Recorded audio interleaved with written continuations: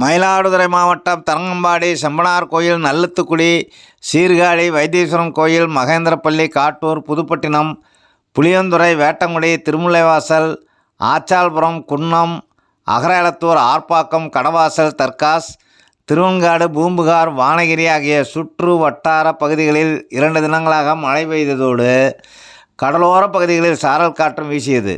இதன் காரணமாக மாவட்டம் முழுவதும் பல்வேறு இடங்களில் அறுவடைக்கு தயாராக இருந்த கதிர்கள் முற்றிய நெற்பயிர்கள் மற்றும் இளம்பயிர்கள் சாய்ந்து நீரில் மூழ்கியுள்ளது. குறிப்பாக கொள்ளிடம் கடைமடை பகுதியில் மற்ற பகுதிகளை விட காற்று சற்று வேகமாக வீசி வந்ததால் சில தினங்களில் அறுவடைக்கு தயார் நிலையில் இருந்து வந்த சுமார் 500க்கும் மேற்பட்ட ஏக்கர் சம்பா நெற்பயிர் சாய்ந்துள்ளது. இது குறித்து தமிழ்நாடு விவசாய சங்கம் மாவட்ட செயலாளர் சிவராமன் மயிலாடுதுறை கலெக்டர் ஏபி மகாபாரதிக்கு அனுப்பிய மனுவில் கோரிக்கை விடுத்துள்ளார்.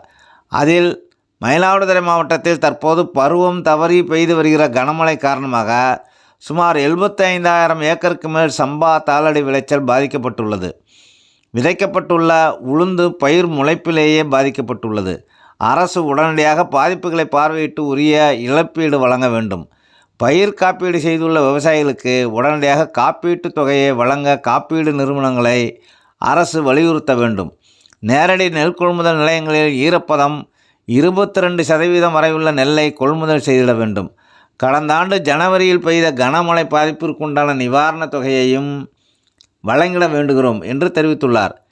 மேலும் தங்களின் கோரிக்கை விவசாயம் மற்றும் விவசாயிகள் நலன்துறைக்கு இணை இயக்குநரால் கொண்டு செல்லப்பட்டு உரிய நடவடிக்கை எடுக்கப்படும் என்று கலெக்டர் அலுவலகத்தில் இருந்து தகவல் தெரிவிக்கப்பட்டுள்ளதாகவும் தெரிவித்துள்ளார்.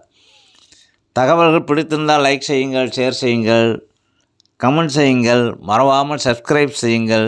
மீண்டும் ஒரு நல்லதொரு பதிவில் சந்திப்போம். நன்றி.